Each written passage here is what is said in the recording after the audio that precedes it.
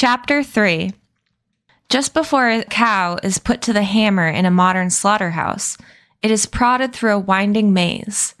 The tight curves and blind corners prevent the animal from seeing more than a short distance ahead, so it doesn't realize until the last few steps, when the maze abruptly narrows, a metal collar clamps tight around its neck, where the journey has taken it. But as the three of us hurried after Sharon into the heart of Devil's Acre, I felt sure I knew what was coming, if not when nor how. With each step and each turn, we threaded deeper inside a knot, one I feared we'd never work apart. The fetid air did not move, its only outlet an uneven crack of sky high above our heads. The bulged and slumping walls were so narrow that we had to go shoulder first in places, the tight spots greased black by the clothes of those who'd gone before.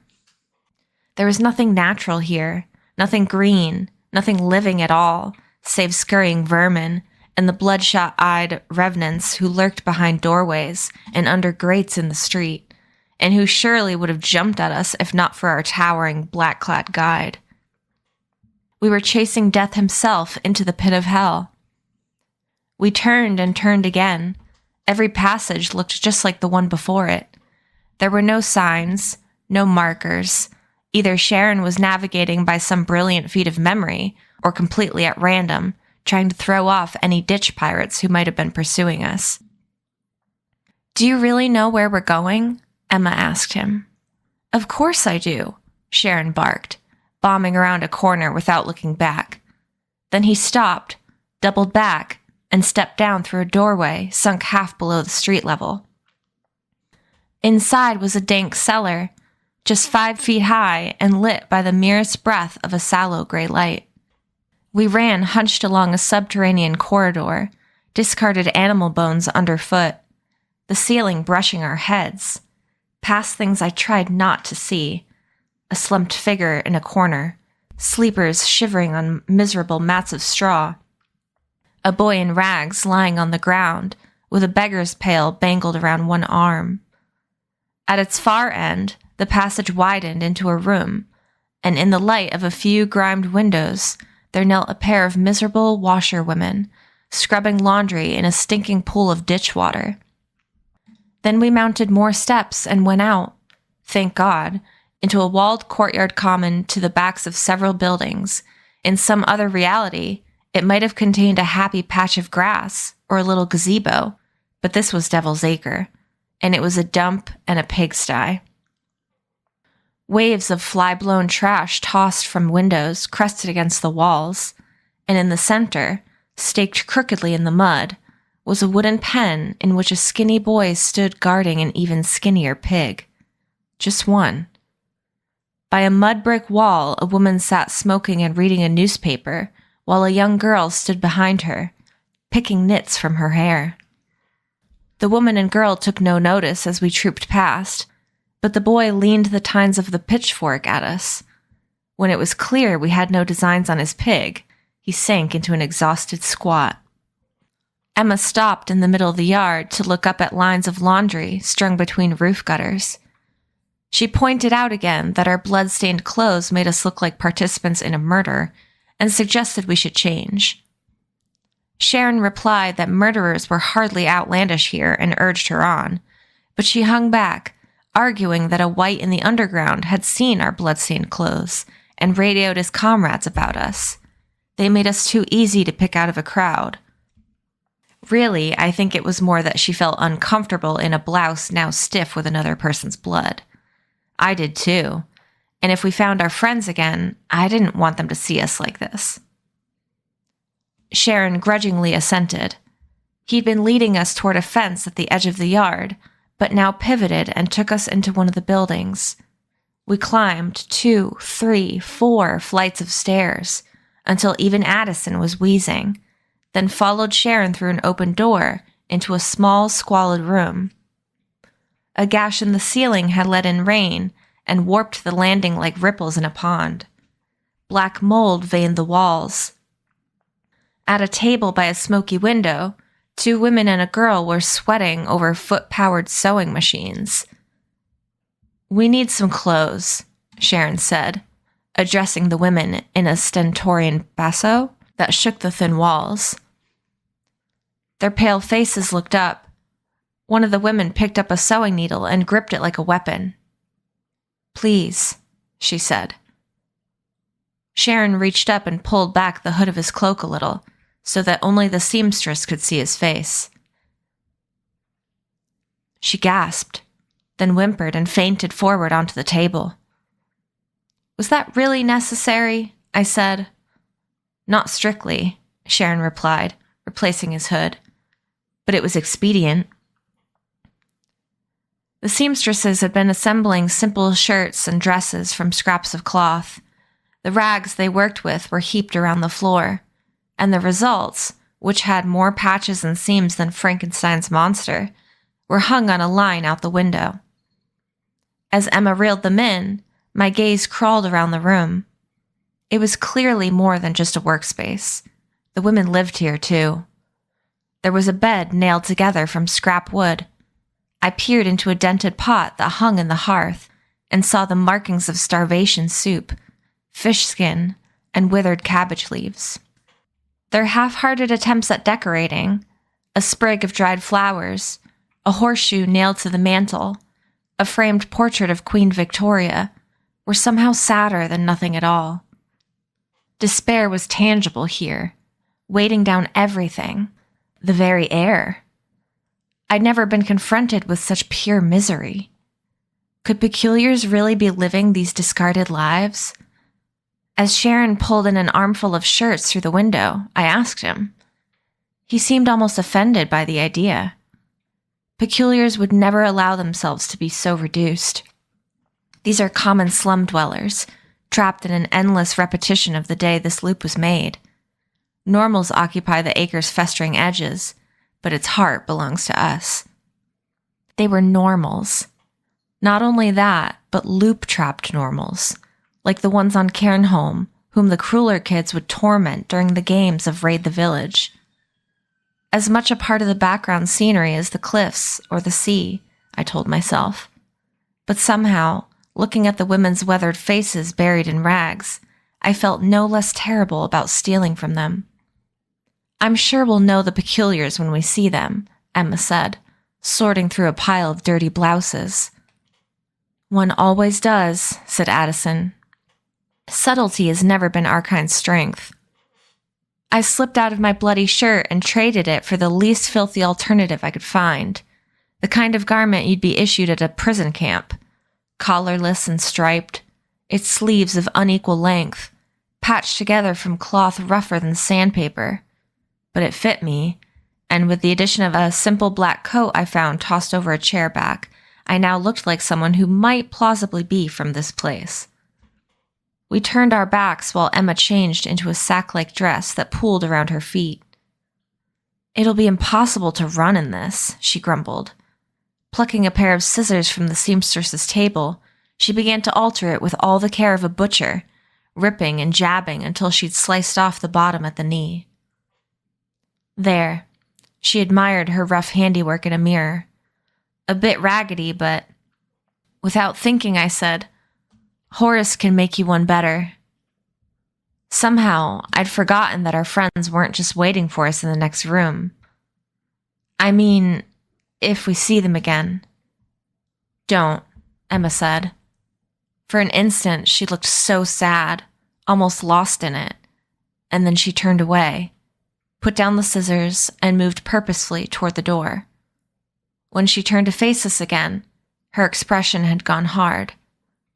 "Come on, we've wasted enough time in here as it is." She had this amazing capacity to turn sadness into anger, and anger into action, which meant nothing ever kept her down for long. And then Addison and I, and Sharon, who I suspect hadn't quite known whom he was dealing with until now, were following her out the door and down the stairs. The whole of Devil's Acre, the peculiar heart of it anyway, was only 10 or 20 blocks square. After coming down from the workhouse, we pried loose a board from a fence and squeezed into a suffocating passageway. It led to another that was slightly less suffocating, and that led to one a bit wider still, and that to one wide enough that Emma and I could walk side by side. On they widened, like arteries relaxing after a heart attack, until we came to something that might properly have been called a street, with red bricks running down the middle and sidewalks paving the edges. "Fall back," Emma muttered.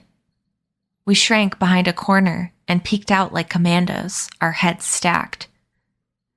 "What do you think you're doing?" Sharon said. He was still in the street and seemed more worried about being embarrassed by us than being killed.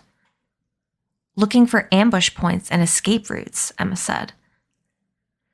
"No one's ambushing anyone," Sharon replied.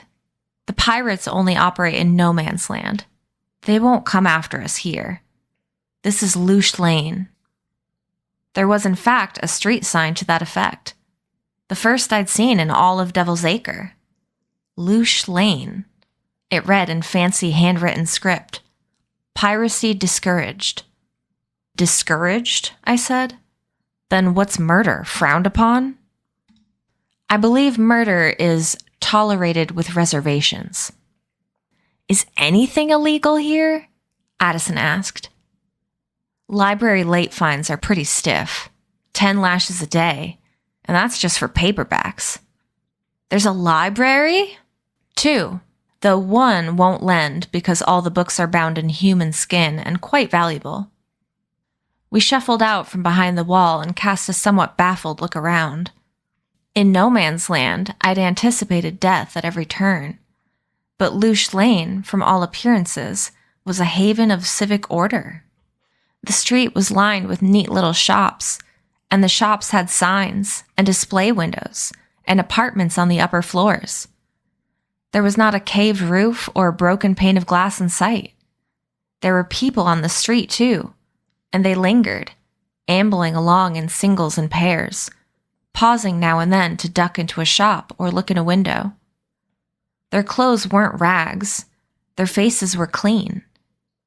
Maybe everything here wasn't new and sparkling, but the weathered surfaces and patched paint gave it all a handmade, worn around the edges look that was quaint, even charming. My mother, if she'd seen Loosh Lane in one of those thumbed through but never read travel magazines that papered our coffee table at home, would have crooned about its cuteness and complained that she and my dad had never taken a real European vacation. "Oh, Frank, let's go." Emma seemed palpably disappointed. I was expecting something more sinister.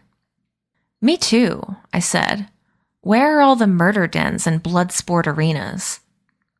"I don't know what sort of business you think people get up to around here," Sharon said, "but I've never heard of a murder den. As for blood sport arenas, there's only the one, Derek's, down Oozing Street. Good chap, Derek. Owes me a $5. "And the Whites?" Emma said. "What about our kidnapped friends?" "Keep your voice down," Sharon hissed. "As soon as I take care of my own business, we'll find someone who can help you. Until then, don't repeat that to anyone." Emma got in Sharon's face. "Then don't make me repeat this. While we appreciate your help and expertise, our friends' lives have been given an expiration date. I won't stall and dawdle about simply to avoid ruffling some feathers." Sharon looked down at her, quiet for a moment. Then he said, "We all have an expiration date. If I were you, I wouldn't be in such a hurry to find out what it is." We set off to find Sharon's lawyer. He quickly became frustrated. "I could have sworn his office was along this street," he said, turning on his heel. "Though it's been years since I've been to see him. Perhaps he's moved." Sharon decided to go looking on his own and told us to stay put. "I'll be back in a few minutes. Don't speak to anyone." He strode away, leaving us alone. We clustered awkwardly on the sidewalk, unsure what to do with ourselves. People stared as they passed by. "He really had us going, didn't he?" said Emma. "He made this place sound like a hotbed of criminality, but it looks like any other loop to me. In fact, the people here look more normal than any peculiars I've ever seen. It's as if they've had every distinguishing characteristic vacuumed out of them. It's downright boring." "You must be joking," said Addison. "I've never seen any place so vile or disgusting." We both looked at him in surprise. "How's that?" Emma said. "All that's here are little shops." "Yes, but look what they're selling." We hadn't until now. Just behind us was a display window, and in it stood a well-dressed man with mournful eyes and a cascading beard. When he saw that he had our attention, he nodded slightly, held up a pocket watch, and touched a button on its side. The moment he pressed it, he froze, and his image seemed to blur. A few seconds later, he moved without moving, disappearing, and then reappearing instantaneously in the opposite corner of the window. "Wow," I said. "That's quite a trick." He did it a second time, teleporting back to the other corner. While I stood mesmerized, Emma and Addison moved on to the next shop's window. I joined them and found a similar display, only standing behind the glass here was a woman in a black dress, a long string of beads dangling from one hand. When she saw that we were looking, she closed her eyes and stretched her arms like a sleepwalker. She began to pass the beads slowly through her fingers, turning each one. My eyes were so locked on the beads that it took me a few seconds to realize something was happening to her face. It was changing, subtly, with each bead she turned. At the turn of one bead, I watched the pallor of her skin lighten. At the next, her lips thinned. Then her hair reddened ever so slightly. The cumulative effect, over the course of several dozen beads, was that her face became entirely different, morphing from that of a dark, round-featured grandmother to a young, sharp-nosed redhead. It was both enthralling and unsettling. When the show was over, I turned to Addison. "I don't understand," I said. "What are they selling?" Before he could answer, a preteen boy came hustling up to us and forced a pair of cards into my hand. "2 for 1 today only," he crowed. No reasonable offer refused. I turned the cards over in my hand. One had the stopwatch man's photo on it, and on the back it read, J. Edwin Bragg, bilocationalist. The other was a photo of the bead lady in a trance, and it read, G. Funk, a woman of 1,000 faces. "Shoo, we're not buying," Emma said, and the boy scowled at her and scurried off. "Now do you see what they're selling?" said Addison. I cast my eyes down the street. There were people like the stopwatch man and bead lady in almost every shop window along Loosh Lane. Peculiars, ready to put on a show if you so much as glanced in their direction. I hazard a guess. They're selling themselves? "Like a dim bulb flickering to life," said Addison. "And that's bad," I said, guessing again. "Yes," Addison said sharply. "It's outlawed throughout peculiardom, and for good reason." "One's peculiarity is a sacred gift," Emma said. "To sell it cheapens what is most special about us." It sounded like she was parroting a platitude that had been drilled into her from an early age. "Huh," I said. "Okay. You aren't convinced," said Addison. "I guess I don't see what the harm would be. If I need the services of an invisible person, and that invisible person needs money, why shouldn't we trade?" "But you have strong morals, and that sets you apart from 99% of humanity," said Emma. "What if a bad person, or even a below-average moral person, wanted to buy the services of the invisible peculiar? The invisible peculiar should say no. But it isn't always so black and white, Emma said. And selling yourself erodes your moral compass. Pretty soon, you're dipping into the wrong side of that gray area without knowing it. Doing things you'd never do if you weren't being paid to do them. And if someone were desperate enough, they might sell themselves to anyone, no matter what the other's intentions. To a white, for instance, Addison added pointedly. Okay, yeah, that would be bad, I said. But do you really think a peculiar would do that? Don't be daft, said Addison. Just look at the state of this place. Probably the only loop in Europe that hasn't been laid waste to by the whites. And why do you think that is? Because it's been extremely useful, I'm sure, to have an entire population of perfectly willing turncoats and informants waiting to do your bidding. Maybe you should keep your voice down, I said. It makes sense, Emma said. They must have infiltrated our loops with peculiar informants. How else could they have known so much? Loop entrances, defenses, weak spots, only with help from people like this. She cast a venomous look around, her expression that of someone who'd just drunk curdled milk. No reasonable offer refused indeed, Addison snarled. Traitors, every one of them, ought to be hanged. What's the matter, hun? Having a bad day? We turned to find a woman standing behind us. How long had she been there? What had she heard? She was dressed in sharp and businesslike 1950s style, knee-length skirt and short black pumps, and puffed lazily at a cigarette. Her hair was teased up in a beehive, and her accent was as flat and American as the Midwestern plains. I'm Lorraine, she said, and you're new in town. We're waiting for someone, said Emma. We're on holiday. Say no more, said Lorraine. I'm on vacation myself. Have been for the last 50 years. She laughed, showing lipstick-stained teeth. You just let me know if I can help you with anything. Lorraine's got the best selection on Loosh Lane, and that's an actual fact.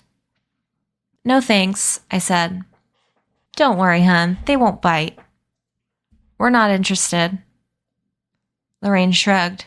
I was just being friendly. You looked a little lost is all. She started to leave, but something she'd said had piqued Emma's interest. Selection of what? Lorraine turned back and flashed a greasy smile. Old ones, young ones, all sorts of talents.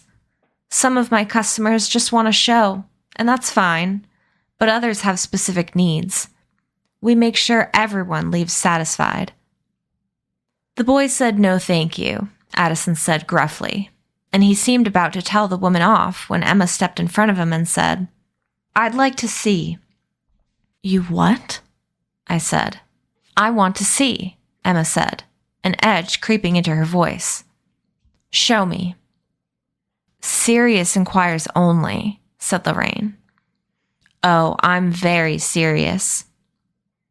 I didn't know what Emma was up to, but I trusted her enough to go with it. What about them? Lorraine said, casting an uncertain gaze at Addison and me. They always so rude? Yes, but they're all right. Lorraine squinted at us as if imagining what it might take to forcibly eject us from her place, should the need arise. What can you do? She said to me. Anything? Emma cleared her throat, then bugged her eyes at me.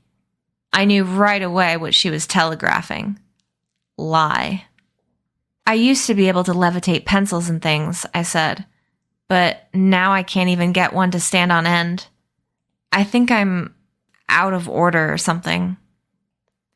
Happens to the best of 'em. She looked to Addison. And you? Addison rolled his eyes. I'm a talking dog. And that's all you do? Talk? Sometimes it seems that way, I couldn't resist saying. I don't know whom to feel more insulted by, said Addison. Lorraine took a final puff of her cigarette and flicked it away. All right, sugars, follow me. She started to walk away. We hung behind a moment and conferred in a whisper. "What about Sharon?" I said. "He told us to wait here." "This will only take a minute," Emma said. "And I have a hunch she knows a lot more about where the whites are hiding than Sharon does." "And you think she's just going to volunteer such information?"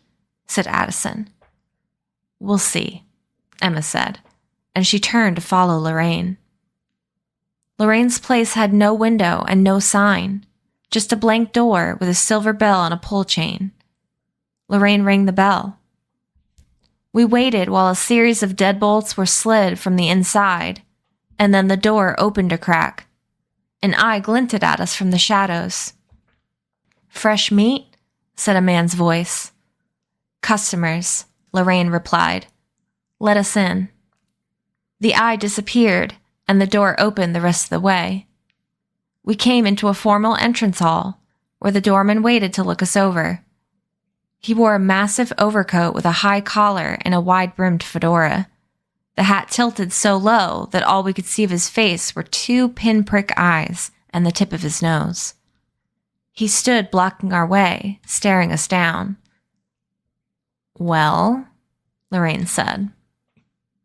The man seemed to decide we weren't a threat. "Okay," he said, stepping aside. He closed and locked the door behind us, then trailed after as Lorraine showed us down a long hallway.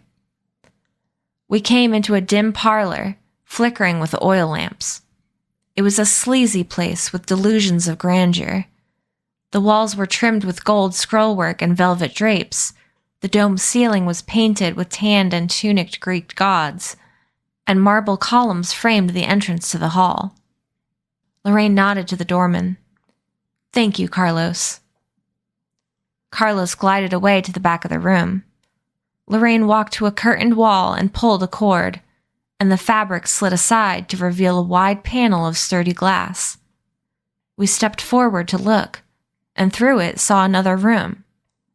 It was very much like the one we were standing in, but smaller, and people were lazing about on chairs and sofas, some reading while others napped. I counted 8 of them. A few were older, graying at the temples. 2, a boy and a girl, were under the age of 10. They were all, I realized, prisoners. Addison started to ask a question, but Lorraine gestured impatiently. "Questions after, please." She strode to the glass, picked up a tube connected umbilically to the wall below it, and spoke into one end. "Number 13. On the other side of the glass, the youngest boy stood and shuffled forward. His hands and legs were chained, and he was the only peculiar wearing anything resembling prisoner's garb, a striped suit and cap with the number 13 stitched boldly onto them.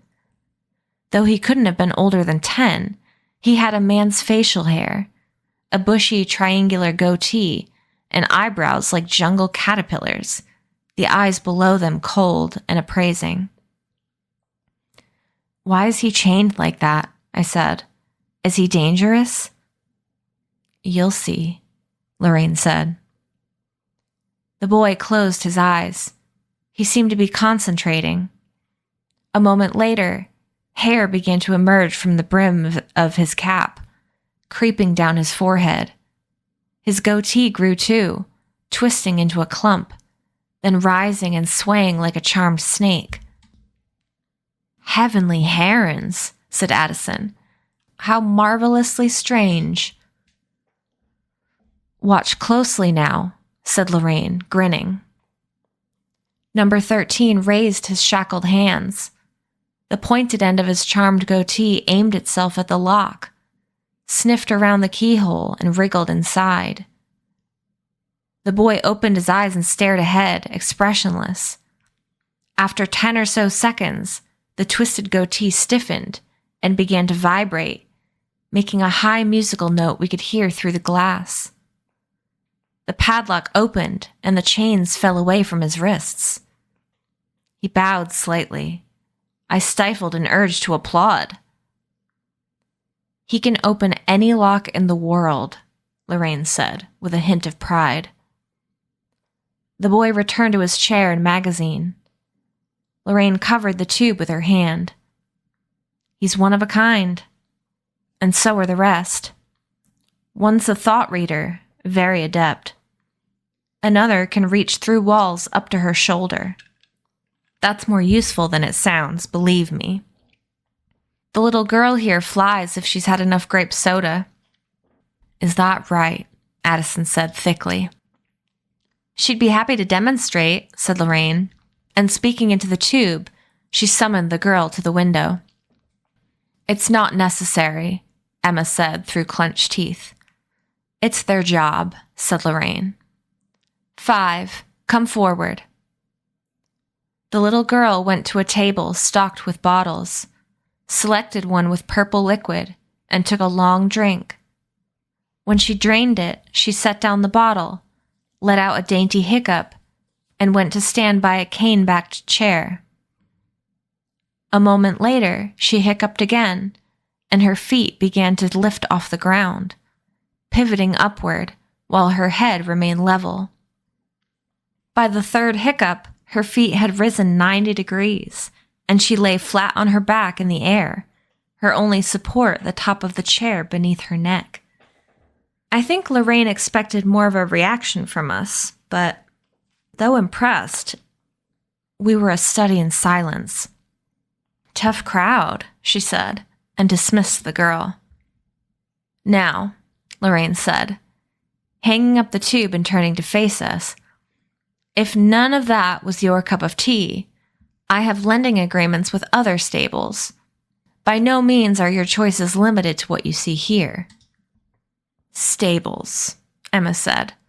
Her voice was flat, but I could tell she was boiling just below the surface. So you admit you treat them like animals. Lorraine studied Emma for a moment. Her eyes flitted to the man in the overcoat standing guard in the back. Course not, she said. These are high-performance assets. They're well-fed, well-rested, trained to perform under pressure, and pure as the driven snow. Most have never touched so much as a drop of ambro, and I've got the papers to prove it in my office. Or you could just ask them. Numbers 13 and 6, she shouted into the speaking tube. Come tell these people how you like it here. The little boy and girl got up and shuffled to the window. The boy picked up the speaking tube. We like it here very much, he said robotically. Ma'am treats us real nice. He handed the tube to the girl. We like to do our work. She paused, trying to recall something learned and forgotten. We like our work, she mumbled. Lorraine dismissed them irritably. And there you have it. Now, I can let you test drive 1 or 2 more, but beyond that, I'll need some kind of down payment.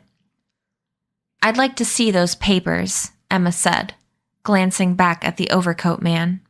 The ones in your office. Her hands, clenched at her sides, were starting to go red. I could see we needed to leave before things turned ugly. Whatever information this woman might have had wasn't worth the fight. And rescuing all these kids, well, as callous as it sounded, we had our own kids to rescue first. Actually, that won't be necessary, I said, then leaned into Emma and whispered, We'll come back to help them. We have to prioritize. The papers, she said, ignoring me. No problem, Lorraine replied. Step into my office and let's talk turkey. And then Emma was going, and there was no unsuspicious way to stop her. Lorraine's office was a desk and chair crammed into a walk-in closet. She had only just closed the door behind us when Emma sprang at her, pushing her hard against it. Lorraine swore and shouted for Carlos, but went quiet when Emma held a hand to her face that glowed hot as an oven coil. On Lorraine's blouse, 2 blackened handprints smoked where Emma had pushed her. There was a thump on the door and a grunt from the other side. Tell him you're fine, Emma said, her voice low and flinty. I'm fine, Lorraine said stiffly. The door rattled against her back. Tell him again. Lorraine, more convincing now. Get lost, I'm doing business. Another grunt, then receding footsteps. You're being very stupid, Lorraine said. No one's ever stolen from me and lived. We don't want money, Emma said. You're going to answer some questions. About what? Those people out there. You think you own them. Lorraine's brow furrowed. What's this about? Those people, those children. You bought them. Do you think you own them? I never bought anyone. You bought them and now you're selling them. You're a slaver. That isn't how it works. They came to me willingly. I'm their agent. You're their pimp, Emma spat. Without me, they'd have starved or been taken. Taken by who? You know who. I want to hear you say it. The woman laughed. That's not a good idea. Yeah, I said, taking a step forward. Why not? They have ears everywhere, and they don't like being talked about. I've killed whites, I said. I'm not scared of them. Then you're an idiot. Shall I bite her? Said Addison. I'd really like to. Just a little. What happens when they take people? I said, ignoring him. No one knows, she said. I've tried to find out, but... I'll bet you tried very hard, Emma said. They come in here sometimes, Lorraine said. To shop. Shop, Addison said. That's a nice word for it. To use my people. She looked around. Her voice dropped to a whisper. I hate it.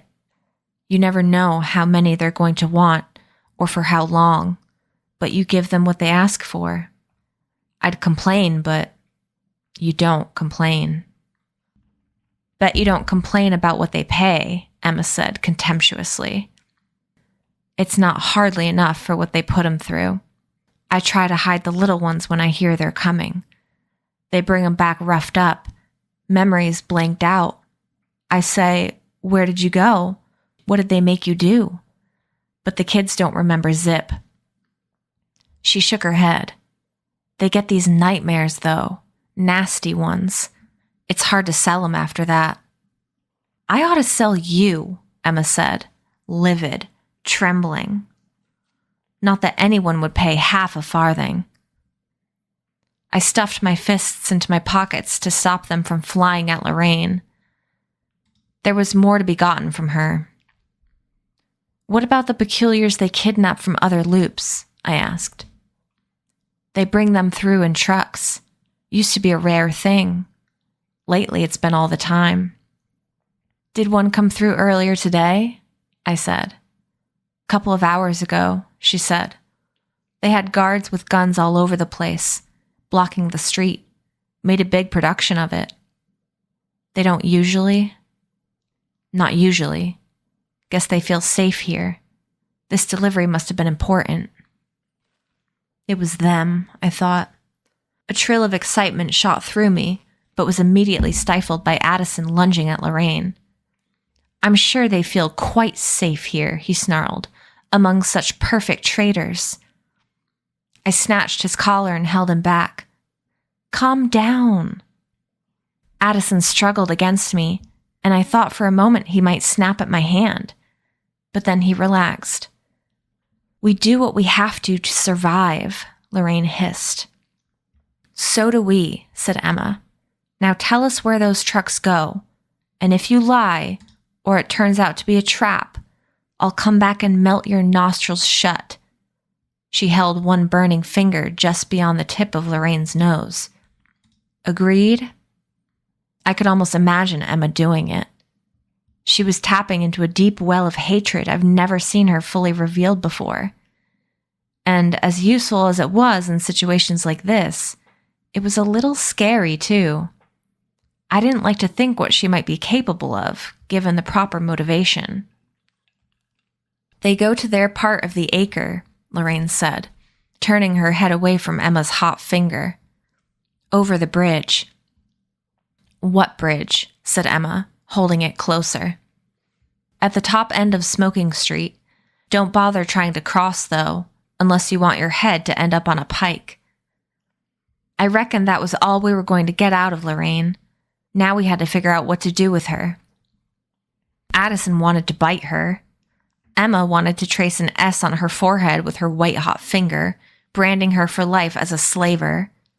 I talked them out of doing either, and instead, we gagged her with a sash cord from the curtains and tied her to a leg of the desk. We were about to leave her like that when I thought of one last thing I wanted to know. The peculiars they kidnap. What happens to them? I pulled down her gag. None have escaped to tell, she said, but there are rumors. About? Something worse than death. She gave us a smile dripping with slime. I guess you'll have to find out, won't you? The moment we opened the office door, the man in the overcoat charged at us from across the parlor, something heavy raised in his hand. Before he could reach us, a muffled shout of alarm sounded from the office, and he stopped, changing course to see about Lorraine. When he'd crossed the office threshold, Emma slammed the door behind him and melted the handle into a useless slag. That bought us a minute or two. Addison and I bolted for the exit. Halfway there, I realized Emma hadn't followed. She was banging on the window of the enslaved peculiar's quarters. We can help you escape. Show me where the door is.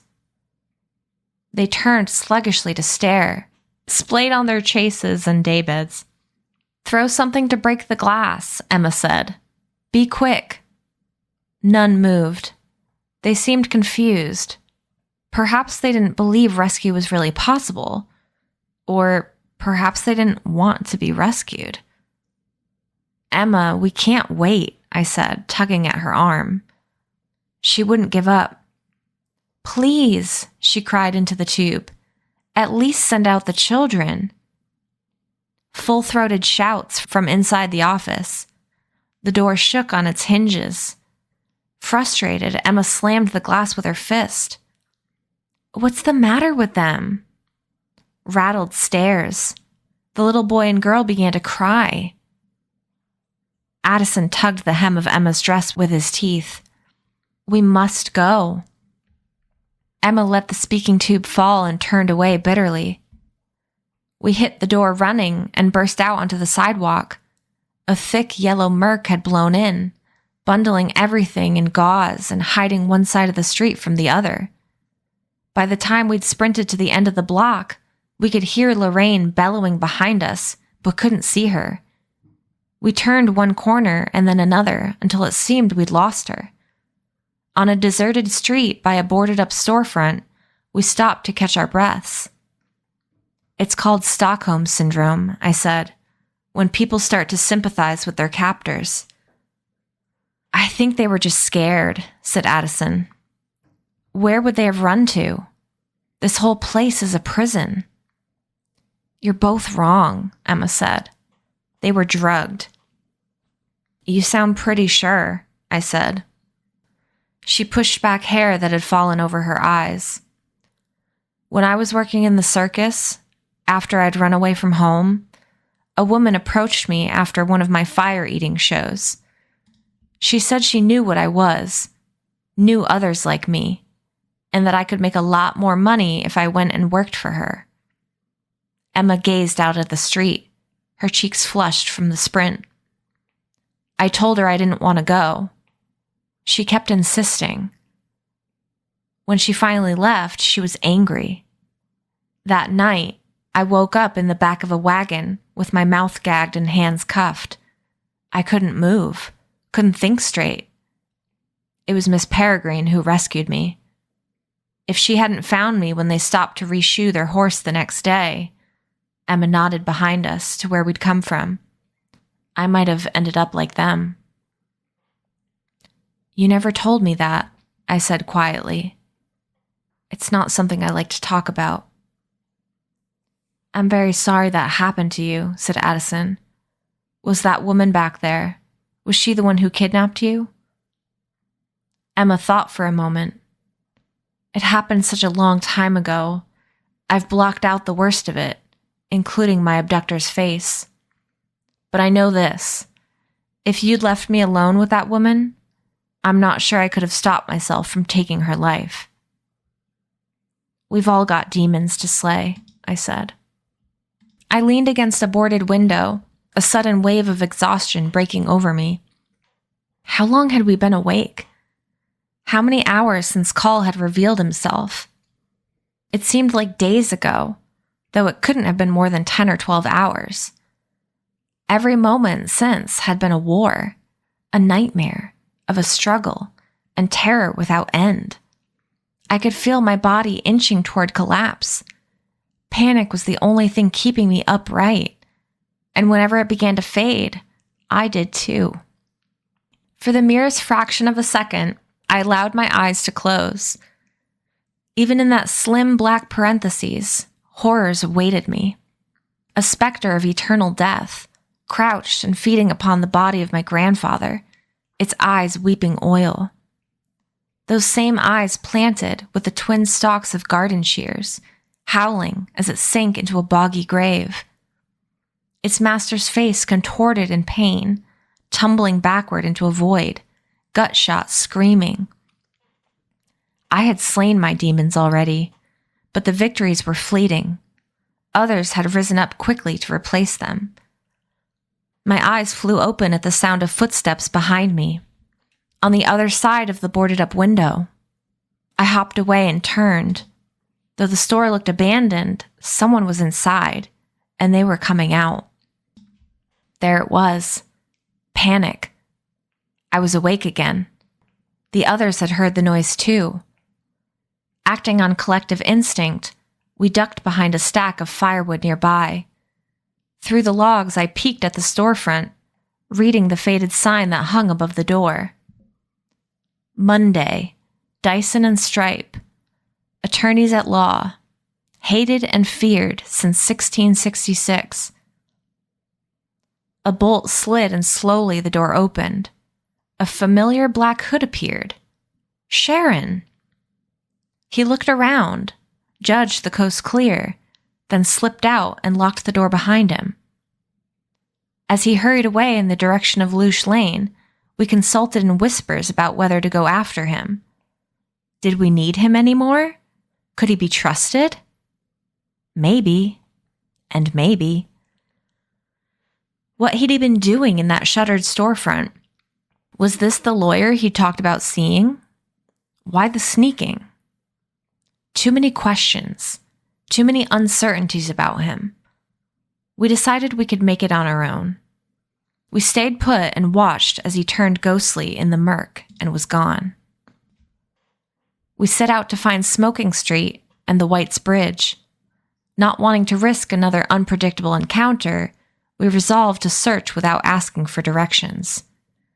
That became easier once we discovered the Acres street signs, which were concealed in the most inconvenient places, behind public benches at knee height, dangling from the tops of lampposts, inscribed into worn cobblestones underfoot. But even with their help, we took as many wrong turns as right. It seemed the acre had been designed to drive those trapped inside it mad.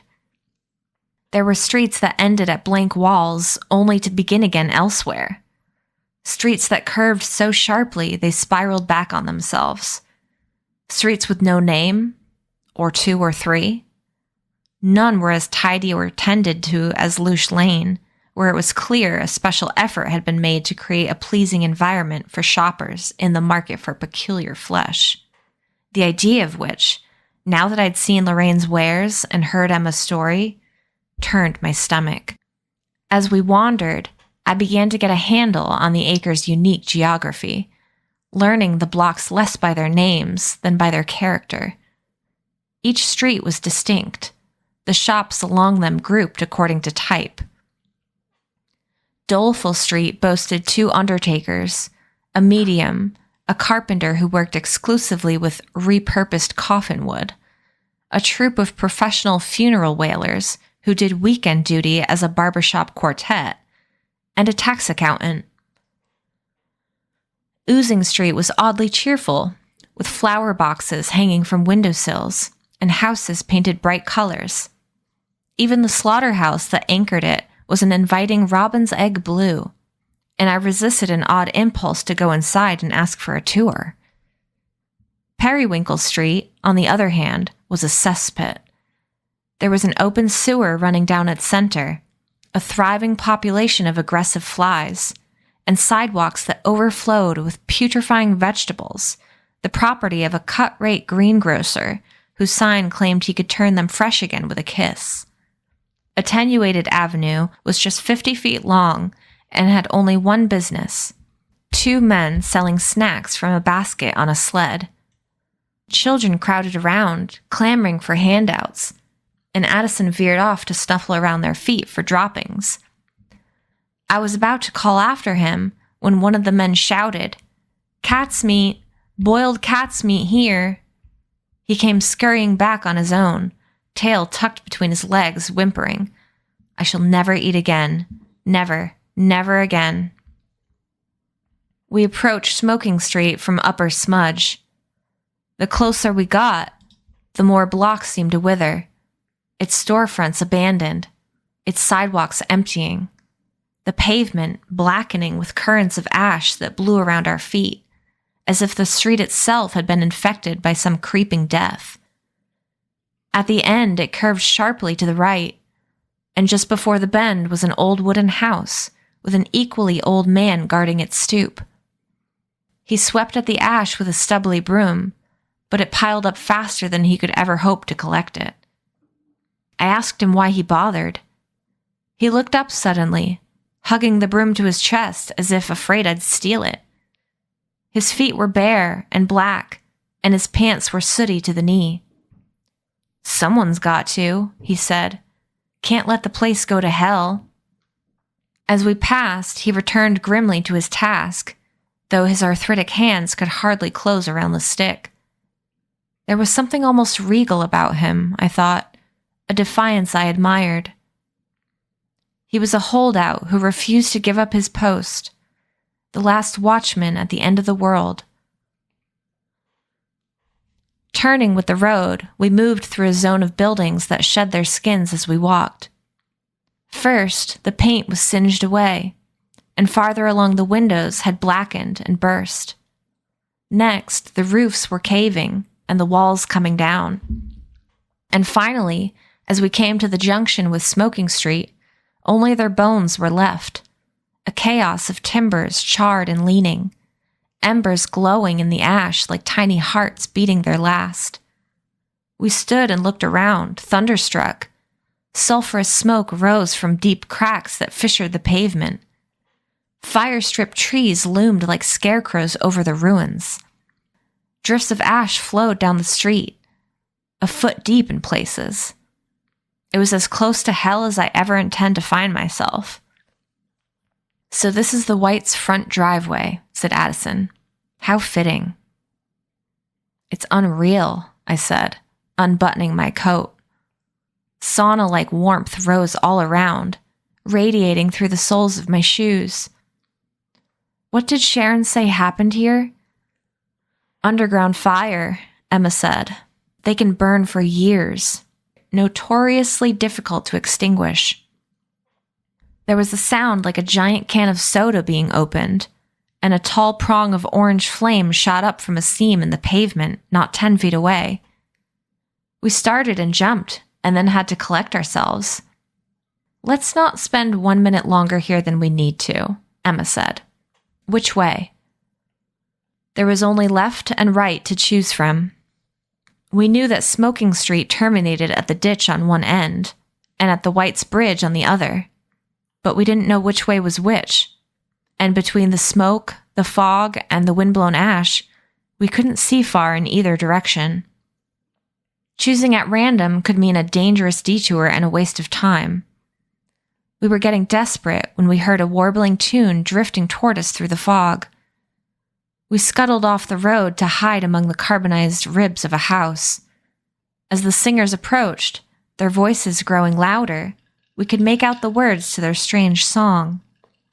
The night before the thief was stretched, the hangman came around.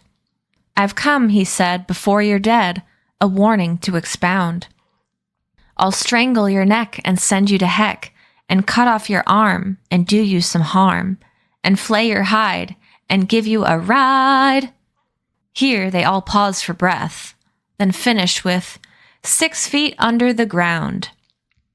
Long before they emerged from the fog, I knew whose voices they were. The figures took form in black overalls and sturdy black boots, tool bags swinging gaily at their sides. Even after a hard day's work, the indomitable gallows riggers were still singing at the top of their lungs. "Bless their tuneless souls," Emma said, laughing softly. Earlier, we'd seen them working at the ditch end of Smoking Street, so it seemed reasonable to assume that's where they were coming from, which meant they were walking in the direction of the bridge. We waited for the men to pass and disappear again into the fog before venturing back onto the road to follow. We shuffled through reefs of ash that blackened everything: the cuffs of my pants, Emma's shoes and bare ankles, the full height of Addison's legs. Somewhere in the distance, the riggers took up another song, their voices echoing weirdly through the burned landscape. Nothing around us but ruin. Now and then we heard a sharp whoosh, quickly followed by a spout of flame bursting from the ground. None erupted as close as the first one. We were lucky. Getting roasted alive here would have been easy. Out of nowhere, a wind kicked up, sending ash and hot cinders skyward in a black blizzard. We turned and covered our faces in an effort to breathe.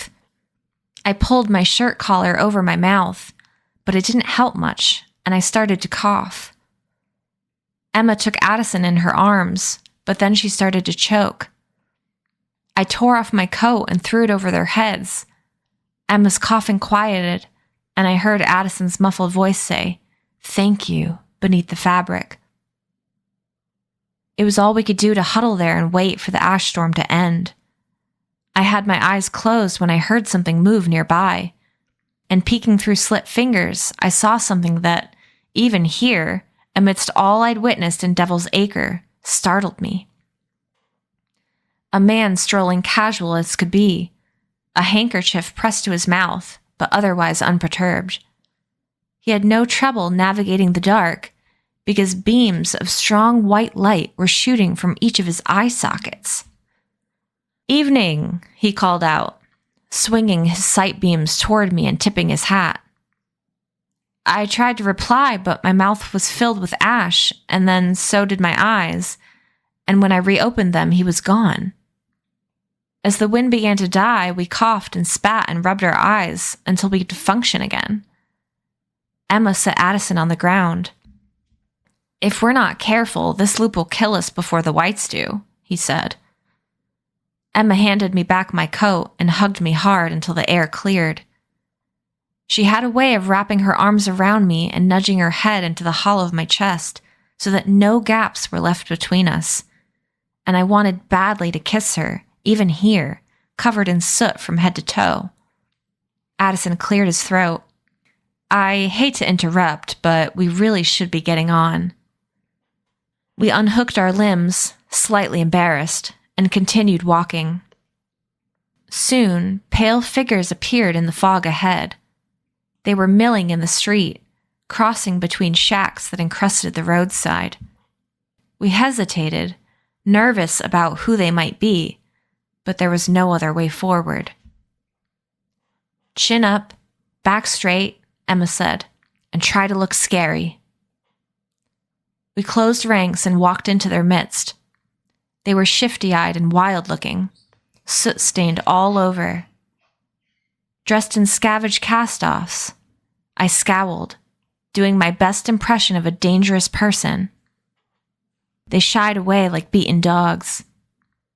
Here was a kind of shanty town, low-slung huts made from fireproof scrap metal, tin roofs weighed down with boulders and tree stumps. canvas flaps for doors, if they had doors at all. A fungal smear of life overgrowing the bones of a burned civilization. Hardly there at all.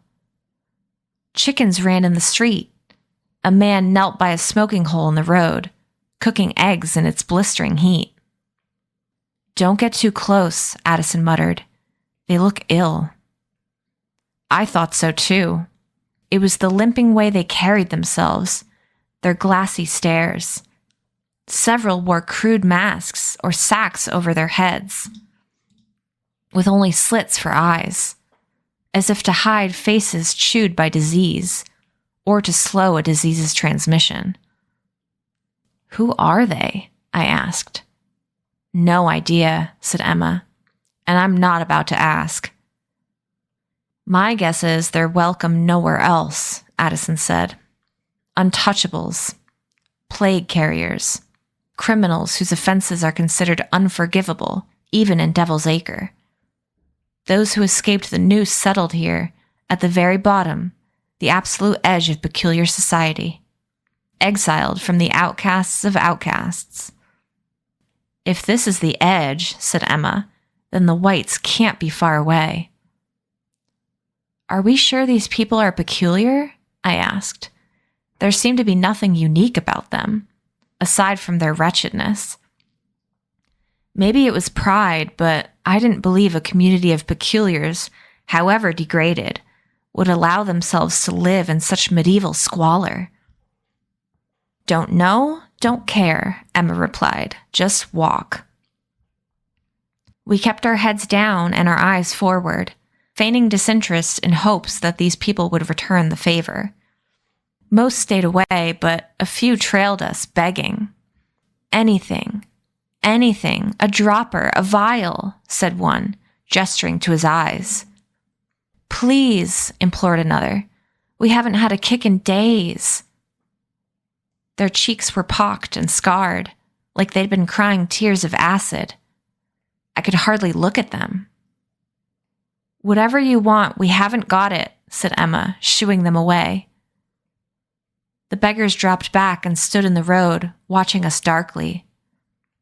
Another called out in a high, fraying voice, "You there, boy!"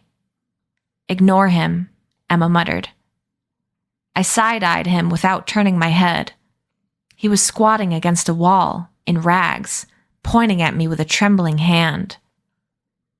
"You him? Boy, you're him, ain't ya?"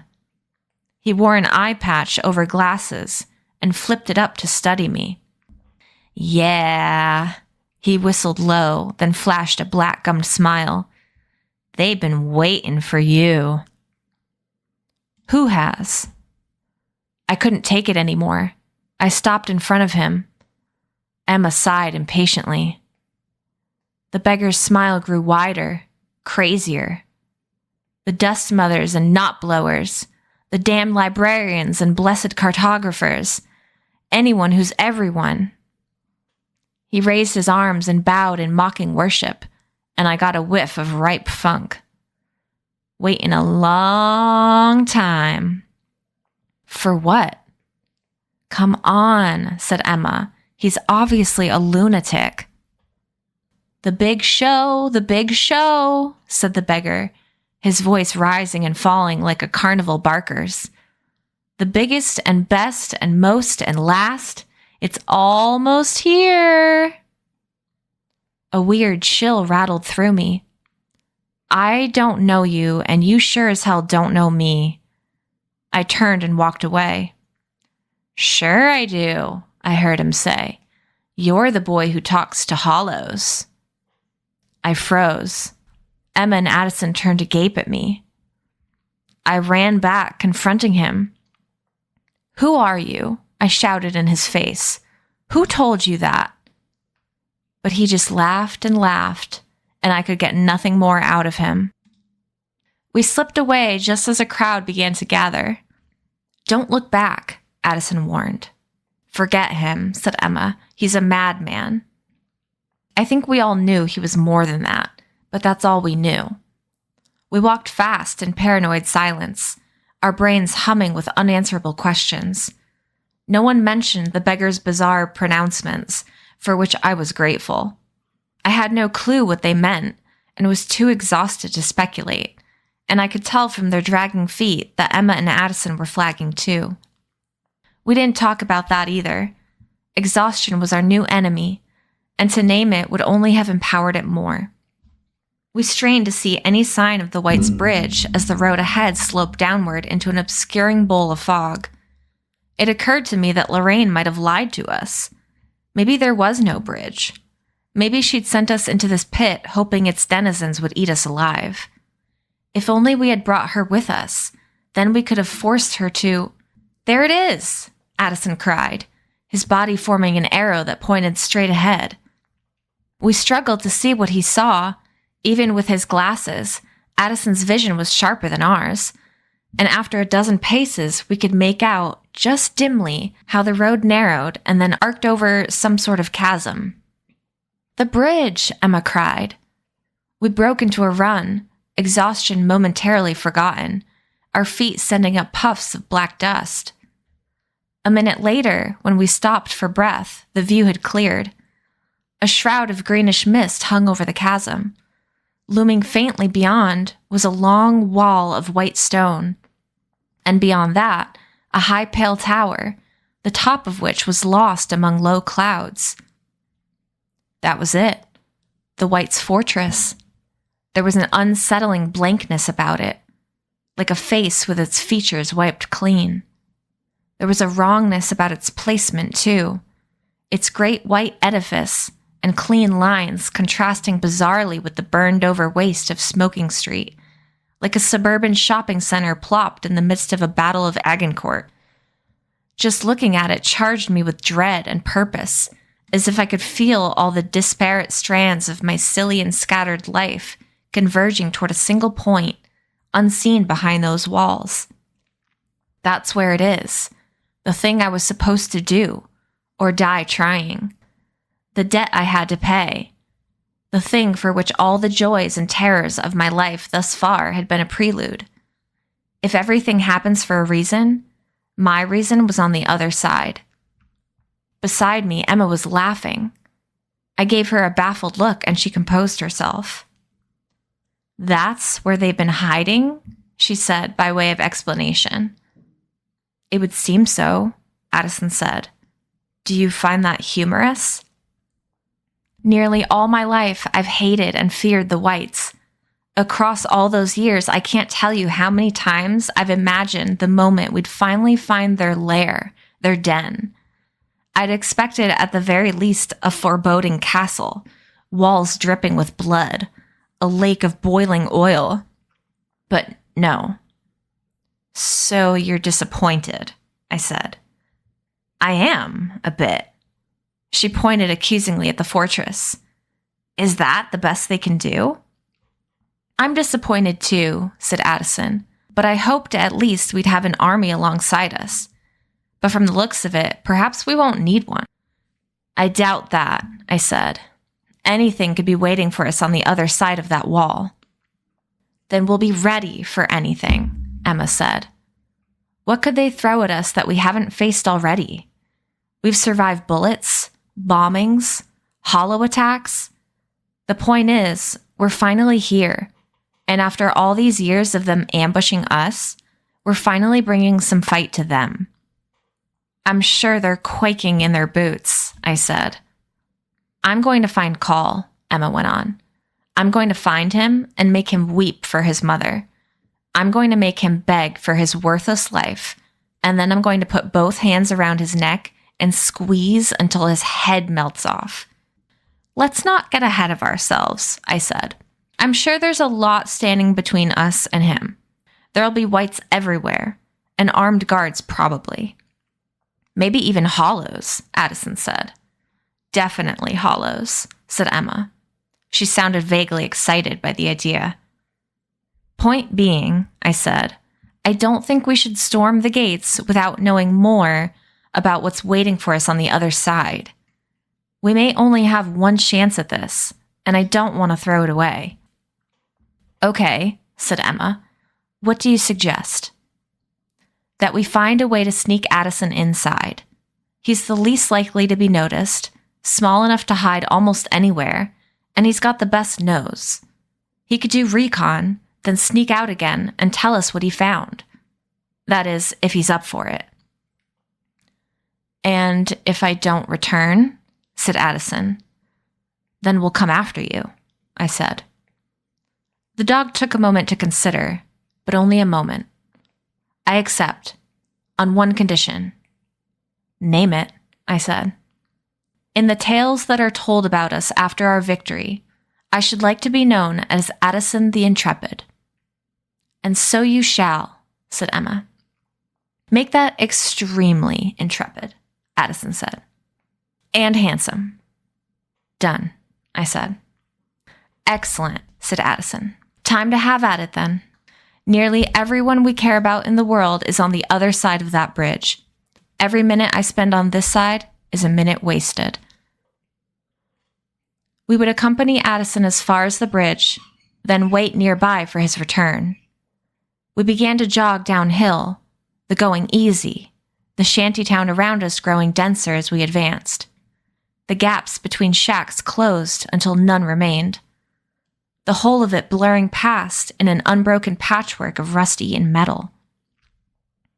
Then, abruptly, the shacks and lean-tos came to an end, and for 100 yards, Smoking Street returned to a wilderness of caved walls and blackened timbers, a buffer zone of sorts, perhaps enforced by the whites. At last, we came to the bridge, the mouth of it bearded by a scrum of people, a few dozen in all. While we were still too far away to register the state of their clothes, Addison said, "Look, an encamped army laying siege to the fortress. I knew we wouldn't be the only ones to take up the fight." Upon closer inspection, however, these were anything but soldiers. With a disappointed humph, Addison's bright little hope winked out. "They're not laying siege," I said. "They're just laying." The wretchedest shanty-towners we'd seen yet. They were slumped in the ashes, arranged in postures of such listless torpor that for a moment I mistook even the ones who were sitting upright for dead. Their hair and bodies were blackened with ash and grease, and their faces so afflicted with pits and scars that I wondered if they were lepers. As we picked our way between them, a few looked up weakly, but if they were waiting for something, it wasn't us, and their heads slumped down again. The only one standing was a boy in a flap-eared hunting cap who prowled between the sleepers, riffling their pockets. Those he woke swatted at him, but didn't bother giving chase. They had nothing worth stealing anyway. You were nearly past when one called out, "You'll die." Emma stopped and turned, defiant. "What was that?" "You'll die." The man who spoke lounged on a sheet of cardboard, his yellow eyes peeping through a burrow of black hair. No one crosses their bridge without permission. We mean to cross it anyway, so if you know something we should be aware of, speak now. The lounger stifled a laugh. The rest were silent. Emma looked them over. "None of you will help us." One man started to say, "Be careful to," but as soon as he'd begun, another man hushed him. "Let them go, and in a few days we'll have their drippings." A moan of agonized desire went up among the shanty-towners. "Oh, what I wouldn't give for a vial of that," said a woman by my feet. "For just a drop. A drop," sang a man, bouncing on his haunches. "A drop of their drippings." "Stop, it's torture," another whimpered. "Don't even mention it." "To hell with all of you," Emma shouted. "Let's get you across, Addison the Intrepid." And we turned away in disgust. The bridge was narrow, arced in the middle, and built from marble so clean that even ash from the street seemed wary of trespassing on it. Addison stopped us just shy of the edge. "Wait, there's something here," he said, and we stood by nervously while he closed his eyes and sniffed the air like a clairvoyant reading a crystal ball. "We need to cross now. We're exposed out here," Emma muttered. But Addison was elsewhere. Besides, it really didn't seem like we were in much danger. No one was on the bridge, nor was anyone guarding the barred gate on the other side. The top of the long white wall, where you might expect to see men posted with rifles and binoculars, was similarly empty. Other than its walls, the fortress's sole defense seemed to be the chasm that curved around it like a moat, at the bottom of which churned a boiling river that released the sulfurous green steam which hung all around us. The bridge was the only way across that I could see. "Still disappointed?" I asked Emma. "Downright insulted," she replied. "It's like they're not even trying to keep us out." "Yeah, that's what worries me." Addison gasped and his eyes sprang open. They shone electric. "What is it?" said Emma, breathless. "It's only the faintest of traces, but I'd know Balenciaga Wren's scent anywhere." "And the others?" Addison sniffed again. "There were more of our kind with her. I can't say who precisely or how many. The trail goes quite muddy. Many peculiars have come this way recently. And I don't mean them," he said, looking banefully at the squatters behind us. "Their peculiar essence is weak, almost non-existent." "Then that woman we interrogated was telling the truth," I said. "This is where the whites bring their captives. Our friends were here." Ever since they'd been taken, an awful, suffocating hopelessness had been tightening around my heart, but its grip loosened now, slightly.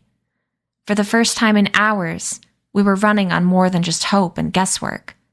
We had tracked our friends across hostile territory all the way to the whites' doorstep. That in itself was a small victory, and it made me feel, if only for a moment, like anything was possible. "Then it's even stranger that no one's guarding this place," said Emma darkly. "I don't like this at all." "I don't either," I said, "but I don't see any other way across." "I might as well get it over with," said Addison. "We'll come with you as far as we can," said Emma. "I appreciate that," Addison replied, sounding somewhat less than extremely intrepid. The bridge could be sprinted across in under a minute, I guessed. But why run? Because, I thought, a line from Tolkien materializing in my head, one does not simply walk into Mordor. We started across at a brisk pace, murmurs and muted laughs following us. I glanced back at the squatters. Certain we were about to meet some grisly end, they were shifting around, angling for good views. All they needed was popcorn. I wanted to go back and pitch every last one into the boiling river. In a few days, we'll have their drippings. I didn't know what that meant, and I hoped I never would. The bridge steepened. An encroaching paranoia was making my heart beat double time. I felt sure something was about to swoop down, and we'd have nowhere to run. I felt like a mouse scurrying toward a trap. In whispers, we reviewed our plan. Get Addison through the gate, then fall back to the shantytown and find somewhere unobtrusive to wait. If he hadn't returned within 3 hours, Emma and I would find a way in. We were coming to the crest of the bridge, beyond which I'd be able to see a small section of the downslope that till now had been hidden. And then the lamppost shouted, "Stop! Who goes there? None shall pass!" We stopped and gaped at them, stunned to realize they weren't lampposts at all, but desiccated heads impaled on long pikes. They were horrible, skin drawn and gray, tongues lolling, and yet, despite not being attached to throats, 3 of the heads had spoken to us. There were 8 altogether, mounted in pairs on either side of the bridge. Only Addison seemed unsurprised. "Don't tell me you've never seen a bridgehead," he said. "Go no further," said the head on our left. Almost certain death awaits those who cross without permission. Perhaps you should say certain death, said the head on our right. Almost sounds wishy-washy. We have permission, I said, improvising a lie. I'm a white, and I'm delivering these two captured peculiars to call. No one told us, the head on the left said irritably. Do they look captured to you, Richard? Said the one on the right. I couldn't tell you, said the left. Ravens pecked out my eyes weeks ago. Yours too? Said the right. Pity. He doesn't sound like any white I know, said the left. What's your name, sirrah? Smith, I said. Ha! We don't have a Smith, said the right. I just joined up. Nice try. No, I don't think we'll let you through. And who's going to stop us? I said. Obviously not us, said the left. We're just here to forebode. And to inform, said the right. Did you know I took a degree in museum studies? I never wanted to be a bridgehead. No one wants to be a bridgehead, snapped the left. No child grows up dreaming of becoming a bloody bridgehead, foreboding at people all day and having your eyes pecked out by ravens. But life doesn't always scatter roses at your feet, does it? Let's go, muttered Emma. All they can do is natter at us. We ignored them and continued up the bridge, each head warning us in turn as we passed. Step no further, shouted the fourth. Continue at your peril, wailed the fifth. I don't think they're listening, said the sixth. Oh, well, said the seventh airily. Don't say we didn't warn you.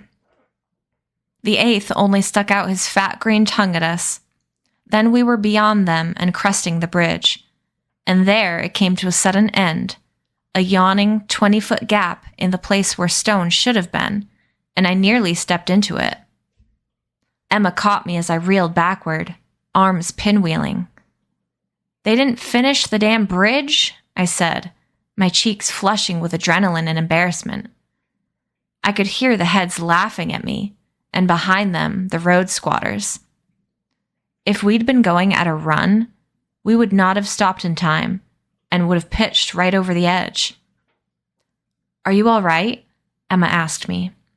I'm fine, I said, but we're not. How are we supposed to get Addison across now? This is vexing, said Addison, pacing along the edge. I don't suppose we could jump. No chance, I said. It'd be way too far, even at a full run, even with a pole vault. Huh, said Emma. She looked behind us. You just gave me an idea. I'll be right back. Addison and I watched as she marched down the bridge. At the first head she came to, she stopped, wrapped her heads around the pike it was impaled on, and pulled. The pike came out with ease. As the head protested loudly, she laid it on the ground, planted her foot on its face, and gave a mighty yank. The pike slid free of the head, which went rolling off down the bridge, howling with rage. Emma returned triumphant, stood the pike at the edge of the gap, and let it fall across with a loud metallic clang. Emma looked at it and frowned. Well, it isn't London Bridge. 20 feet long by 1 inch wide and slightly bowed in the middle, it looked like something a circus acrobat might balance on. Let's get a few more, I suggested. We ran back and forth, prying up pikes and laying them across the gap. The head spat and swore and issued empty threats. When the last of them had been pried off and rolled away, we'd made a small metal bridge, roughly a foot wide, slippery with head goo and rattling in the ashy breeze. For England, Addison said, and he shimmied haltingly onto the pikes. For Miss Peregrine, I said, following him. For the love of birds, just go, said Emma, and she stepped on behind me. Addison slowed us down badly. His little legs kept slipping between the pikes, which made the pikes roll like axles, and gave me awful stomach flutters. I tried focusing on where to place my feet without seeing past them into the chasm, but it was impossible. The boiling river attracted my eyes like a magnet, and I found myself wondering whether we were high enough for the fall alone to kill me, or whether I'd survive long enough to feel myself cooking to death. Addison, meanwhile, had given up trying to walk altogether, and instead laid down, whereupon he began to push himself along the pikes like a slug. In this way we proceeded, inch by undignified inch, to just beyond the halfway point, and then my flutters sharpened and gave way to something else, a knot in my stomach that I'd come to know all too well. Hollow. I tried to say it aloud, but my mouth had gone dry. By the time I'd swallowed and got the word out, the feeling had multiplied tenfold. "What dreadful luck," Addison said. "Is it ahead of us or behind?" I couldn't tell right away and had to poke around the feeling for a moment before I could pin it down. "Jacob, ahead or behind?" Emma shouted in my ear. Ahead. My gut compass was certain, but it made no sense. The downward slope of the bridge was now visible all the way to the gate, and the whole length was deserted. There was nothing there. "I don't know," I said. "Then keep going," Emma replied. We were closer to the far side of the gap than the near. We'd be off the pikes faster if we continued forward. I shoved down my fear, bent and scooped up Addison, and started to run, slipping and wobbling on the unsteady pikes. The hollow felt close enough to touch. I could hear it now, grunting toward us from some unseen place ahead. My eyes followed the sound to a spot in front of us, but below our feet. On the cutaway face of the bridge, where several tall, narrow apertures had been carved into the stone. There. The bridge was hollow, and a hollow was inside the bridge. Though its body would never fit through the openings in the stone, its tongues easily could. I'd made it across the pikes and onto solid bridge when I heard Emma cry out. I dropped Addison and spun to see her behind me, one of the hollow's tongues wrapped around her waist and whisking her into the air. She screamed my name and I screamed hers. The tongue flipped her upside down and shook her. She screamed again. There was no worse sound. Another of its tongues slapped the underside of the pikes, and our makeshift bridge went flying, clattering apart and plunging like matchsticks into the chasm below. Then the second tongue went for Addison, and the third punched me in the chest. I fell to the ground. The wind knocked out of me. When I struggled for a breath, the tongue slithered around my waist and scooped me into the air. The other had Addison by his hind legs. In a moment, all three of us were dangling upside down. Blood rushed to my head, darkening my vision. I could hear Addison barking and nipping at the tongue. "Don't, it'll drop you," I shouted, but he kept on. Emma was helpless too. If she burned the tongue around her waist, the hollow would drop her. "Talk to it, Jacob," she shouted. "Make it stop." I twisted to see the narrow openings through which its tongues had squeezed. Its teeth gnawed at the stone slats. Its black eyes bulged hungrily. We hung like fruit on thick black vines, the chasm yawning below. I tried to speak its language. "Set us down," I shouted. But what came out was English. "Again," Addison said. I shut my eyes and imagined the hollow doing as I asked, then tried again. "Put us down on the bridge." More English. This wasn't the hollow I'd come to know, the one I'd communed with for hours while it was frozen in ice. This was a new one, a stranger, and my connection with it was thin and weak.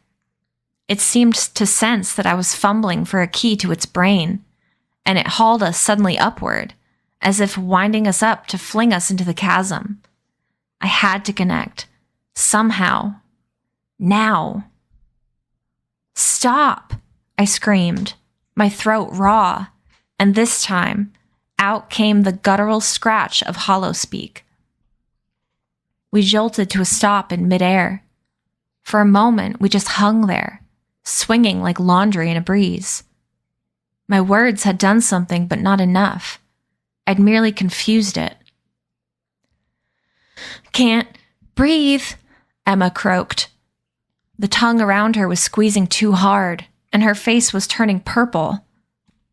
Put us down on the bridge, I said, in hollow again, the words clawing at my throat as they came.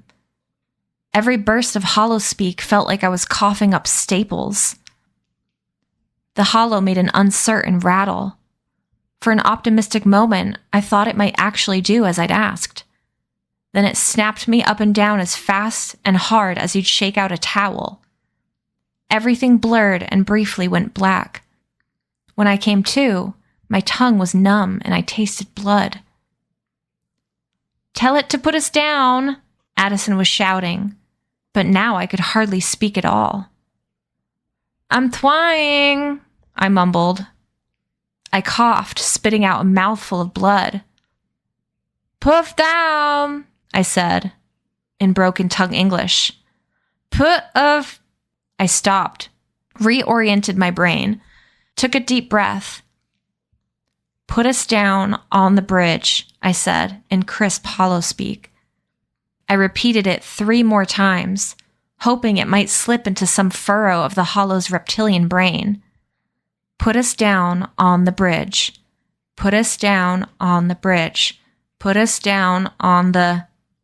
It gave a sudden bone-rattling roar of frustration, pulled me down into the openings of the bridge where it was imprisoned, and roared again, flecks of black spittle spraying my face. Then it hauled all 3 of us up and hurled us back the way we'd come. We tumbled through the air for what felt like too long. We were falling now, I was sure of it, arcing downward to our doom. And then my shoulder connected with the hard stone of the bridge, and we slid and skidded all the way down its slope to the bottom. We were miraculously alive, banged up but conscious, our limbs still connected to our bodies. We tumbled down the smooth marble bridge, scattering the pile of heads at the bottom as we rolled to a stop. They were all around now, taunting us as we collected ourselves. Welcome back, said the one nearest me. We quite enjoyed your screams of terror. What powerful lungs you have. Why didn't you tell us a hollow was hiding in that damn bridge, I said, rocking myself up to a sitting position. Pains flared all over my body, from scraped hands, scuffed knees, and a throbbing shoulder that was likely dislocated. Where's the fun in that? Surprises are much better.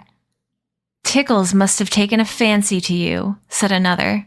He chewed the legs off his last visitor. That's nothing, said a head with a shiny hoop earring like a pirate. Once I saw him tie a rope around a peculiar, lower him into the river for 5 minutes, then reel him up and eat him. Peculiar al dente, the third said, impressed. Our Tickles is a gourmand. Not quite ready to stand, I scooted over a few feet to Emma and Addison, while she sat rubbing her head. He tested his weight on an injured paw. You okay? I asked.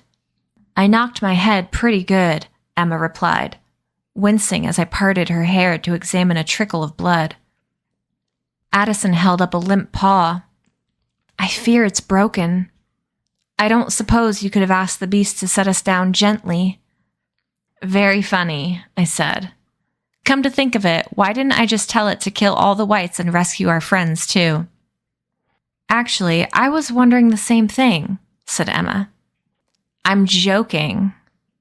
Well, I'm not, she said. I dabbed at her wound with my shirt cuff. She drew a sharp breath and pushed my hand away. What happened back there? I think the hollow understood me, but I couldn't make it obey. I don't have a connection with that hollow like I did the other one. That beast was dead, crushed under a bridge and probably drowned, and now I was a little sorry about it. How did you connect with the first one? Asked Addison. I quickly recounted how I'd found it frozen in ice up to its eyeballs, and after a night spent in strangely intimate hand-to-top-head communion I had, apparently, managed to safecrack some vital part of its neurology. If you had no connection with the bridge hollow, said Addison, why did it spare our lives? Maybe I confused it? You need to get better at this, Emma said bluntly. We have to get Addison across. Better? What am I supposed to do? Take lessons? That thing will kill us the next time we get near it. We'll have to find another way across. Jacob, there is no other way. Emma raked a veil of mussed hair away from her face and held me with her eyes. You're the way. I was launching into a creaky rebuttal when I felt a sharp pain in my backside and leapt yelping to my feet. One of the heads had bitten me on the ass. Hey, I shouted, rubbing the spot.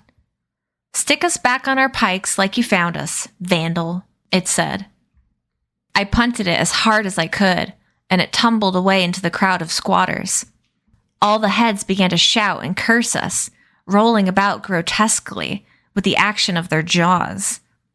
I cursed back and kicked ash into their horrible leathery faces until they were all spitting and choking, and then something small and round came sailing through the air and hit me wetly in the back. A rotten apple. I spun to face the squatters. Who threw that? They laughed like stoners, low and snickering. Go back where you came from, one of them yelled. I was starting to think that wasn't a bad idea. How dare they? Addison snarled. Forget it, I said to him, my anger already fading. Let's just... How dare you? Addison shouted, livid, rising up to address them on hind legs. Are you not peculiar? Have you no shame? We're trying to help you. Give us a vial or get stuffed, said a ragged woman. Addison trembled with outrage. We're trying to help you, he said again. And here you are, while our people are being murdered, our loops torn out root and branch, sleeping before the enemy's gate. You should be flinging yourselves at it. He pointed his wounded paw at them. You are all traitors, and I swear, one day I shall see you dragged before the Council of Imbrians and punished. Okay, don't waste all your energy on them, Emma said, wobbling to her feet. Then a rotten head of cabbage bounced off her shoulder and fell splat to the ground. She lost it. All right, someone's going to get their face melted, she yelled, waving a flaming hand at the squatters. During Addison's speech, a group had been muttering in a conspiratable huddle, and now they came forward holding blunt weapons, a sawed branch, a length of pipe. The scene was turning ugly fast. We're tired of you, a bruised man said in a lazy drawl. We're putting you in the river. I'd like to see that, Emma said. I wouldn't, I said. I think we should go. There were 6 of them, 3 of us, and we were in rough shape. Addison was limping. Emma had blood running down her face, and thanks to my injured shoulder, I could hardly lift my right arm. Meanwhile, the men were spreading apart and closing in. They meant to drive us into the chasm. Emma looked back at the bridge and then at me. Come on, I know you can get us across. One more try. I can't, Em. I can't. I'm not messing around. And I wasn't. I didn't have it in me to control that hollow. Not yet, at least. And I knew it. If the boy says he can't do it, I'm not inclined to disbelieve him, Addison said. We must find another way out of this. Emma huffed. Like what? She looked at Addison. Can you run? She looked at me. Can you fight? The answer to both was no. I took her point. Our options were winnowing fast. At times like this, Addison said imperiously, my kind don't fight. We orate. Facing the men, he called out in a booming voice, "Fellow peculiars, be reasonable. Allow me a few words." They paid him no attention. As they continued closing off our escape routes, we backed toward the bridge, Emma crafting the largest fireball she could muster, while Addison yammered about how the animals of the forest live in harmony, so why can't we? Consider the simple hedgehog and his neighbor, the opossum. Do they waste their energy trying to throw one another into chasms when they face a common enemy, the winter? No. "He's gone completely crackers," Emma said. "Shut your gob and bite one of them." I looked around for something to fight with. The only hard objects within reach were the heads. I picked one up by the last wisps of its hair. "Is there another way across?" I shouted into its face. "Quick, or I'm throwing you into the river." "Go to hell," it spat, then snapped at me with its teeth. I flung it at the men, awkwardly with my left arm. It fell short. I rooted around for another head, picked it up, and repeated my question. "Sure there is," the head sneered. "In the back of a Prizzo van. Though, if I were you, I'd take my chances with the bridge hollow." "What's a Prizzo van? Tell me or I'll fling you too." "You're about to get hit by one," it replied, and then 3 gunshots rang out in the distance. Bam! Bam! Bam! Slow and measured, like a warning. Immediately, the men who'd been coming at us stopped, and everyone turned to look down the road. Half drawn through a cloud of swirling ash, something large and boxy was rumbling toward us. Then came the growl of a big engine downshifting, and out of the black appeared a truck. It was a modern machine of military issue, all rivets and reinforcements, and tires half a man high. The back was a windowless cube, and 2 flak-jacketed, machine-gun-armed whites stood guard along its running boards. The moment it appeared, the squatters went into a kind of frenzy, laughing and gasping for joy, waving their arms and clasping their hands like marooned shipwreck survivors, flagging down a passing plane. And just like that, we were forgotten. A golden opportunity had smacked into us, and we weren't about to waste it. I tossed aside the head, scooped Addison into the crook of my left arm, and scrambled out of the road after Emma. We could have kept going, cut away from Smoking Street and retreated to some safer quarter of Devil's Acre. But here, finally, was our enemy in the flesh, and whatever was happening, or about to happen, was clearly of importance. We stopped not far off the roadside, barely hidden behind a knot of charred trees, and watched. The truck slowed, and the crowd swarmed it, groveling and begging, for vials, for Suli and Ambro, and just a taste, just a little, please, sir. Disgusting in their worship of these butchers, pawing at the soldiers' clothes and shoes, and getting steel-toed kicks in return. I thought surely the whites would start shooting, or gun the engine and crush those foolish enough to stand between them and the bridge. Instead, the truck stopped, and the whites began to shout instructions. "Form a line right over here. Keep orderly or you'll get nothing." The crowd fell into formation like destitutes in a bread line, cowed and fidgeting in anticipation of what they were about to receive. Without warning, Addison began to struggle to be set down. I asked him what was the matter, but he only whimpered and struggled harder, a desperate look on his face like he'd just caught a scent of a major trail. Emma pinched him and he snapped out of it long enough to say, "It's her. It's her. It's Miss Wren."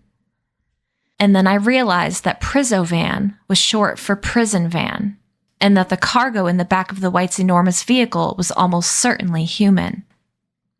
Then Addison bit me. I yelped and let him go, and in an instant he was scrambling away. Emma swore, and I said, "Addison, don't!" But it was useless. He was operating on instinct, the irrepressible reflex of a loyal dog trying to protect his master. I dove for him and missed. He was surprisingly speedy for a creature with just 3 working legs. And then Emma hauled me up, and together we were after him, out of our hiding place and into the road. There was a moment, a fleeting instant, when I thought we could catch him, that the soldiers were too mobbed and the crowd too preoccupied to notice us. And it might have happened but for the shift that came over Emma halfway across the road, when she spied the doors at the back of the truck. Doors with locks that could be melted. Doors that could be flung open, she must have thought. I could read it in the hope dawning on her face. And she passed Addison without even reaching for him and clambered onto the truck's bumper. Shouts from the guards. I grabbed for Addison, but he slid away under the truck. Emma was starting to melt the handle of one door when the first guard swung his gun like a baseball bat. It hit her in the side, and she tumbled to the ground. I ran at the guard, ready to do to him whatever I could with my one good arm, but my legs were kicked out from under me, and I crashed down onto my hurt shoulder, a thunderbolt of pain surging through me. Hearing the guard scream, I looked up, saw him unarmed and waving an injured hand, and then he was tripping away into the mad swim of churning bodies. The squatters swarmed him, not just begging, but demanding, threatening, crazed, and now, somewhere, one of them had his weapon. Looking panicked, he waved to the other white with a 2-hand over the head, "Get me out of here!" I struggled to my feet and ran for Emma. The other guard dove into the crowd, firing into the air until he could pull out his comrade and get back to the truck. The moment their feet hit the running boards, they slapped the side of the truck and the engine roared. I reached Emma just as it took off for the bridge, its monster tires spitting gravel and ash. I clasped her arm to reassure myself she was still whole. "You're bleeding," I said. "A lot." Which was a clunky statement of fact, but also the best I could articulate how awful it felt to see her hurt, limping, a gash on her scalp leaking blood into her hair. "Where's Addison?" she said. But before "I don't know" had left my lips, she interrupted. "We've got to go after it. This may be our only chance." We looked up as the truck was reaching the bridge and saw the guard gun down 2 squatters chasing after it. As they fell writhing to the dirt, I knew she was wrong. There was no chasing down the truck, no getting across the bridge. It was hopeless, and now the squatters knew it. As their comrades fell, I could feel their desperation turn to rage, and in what seemed an instant, that rage turned on us. We tried to run, but found ourselves blocked on all sides. The mob was shouting that we'd ruined it, that they'd cut us off for now, that we deserved to die. Blows started raining down on us, slaps, punches, hands tearing at our hair and clothes. I tried to protect Emma, but she ended up protecting me, for a few moments at least, swinging her hands around, burning whomever she could. Even her fire wasn't enough to get them away from us, and the hits kept coming until we were on our knees, then balled up on the ground, arms protecting our faces, pain coming from every direction. I was almost sure I was dying, or dreaming, because I heard at that moment singing, a loud, peppy chorus of "Hark to the driving of hammers! Hark to the driving of nails!" But with each line came a smattering of fleshy thuds and corresponding yelps. What smack to build a gallows, the thwack for all that ails. After a few lines and a few thwacks, the blows stopped raining down and the mob backed away, wary and grumbling. I saw dimly through a haze of blood and grit 5 brawny gallows riggers, tool belts hung from their waists and hammers raised in their hands. They'd cut a wedge through the crowd, and now they circled us, looking down doubtfully, as if we were some strange species of fish they hadn't been expecting to find in their nets. "Is this them?" I heard one of them say. "They don't look so good, cousin." "Of course it's them," said another, his voice like a foghorn, deep and familiar. "It's Sharon!" Emma cried. I could move my hand just enough to wipe one eye clear of blood. There he stood, all 7 black-cloaked feet of him. I felt myself laugh, or try to. I'd never been so glad to see someone so ugly. He was digging something out of his pocket, little glass vials, and raised them above his head, shouting, "I've got what you want right here, you sick monkeys. Go take them and leave these children be." He turned and threw the vials down the road. The mob flooded after them, gasping and shouting, ready to tear one another apart to get them. And then it was just the riggers, slightly rumpled from the melee but unscathed, tucking their hammers back into their belts. Sharon, striding toward us with one snow-white hand outstretched, was saying, "What were you thinking, wandering off like that? I was worried sick." "It's true," said one of the riggers. "He was beside himself, had us looking everywhere for you." I tried sitting up but couldn't. Sharon was right over the top of us, peering down like he was examining roadkill. "Are you whole? Can you walk? What in the devil's name have these reprobates done to you?" His tone was somewhere between angry drill sergeant and concerned father. "Jacob's hurt," I heard Emma say, her voice cracking. "So are you," I tried to say, but couldn't get my tongue straight. It seemed she was right. My head felt heavy as stone, and my vision was a failing satellite signal. Good one moment, gone the next. I was being lifted, carried in Sharon's arms. He was much stronger than he looked, and I had a sudden flashing thought, which I tried to say aloud. Where's Addison? I was all mush-mouthed, but somehow he understood me. And turning my head toward the bridge, he said, "There." In the distance, the truck seemed to be floating in midair. Was my concussed brain playing tricks?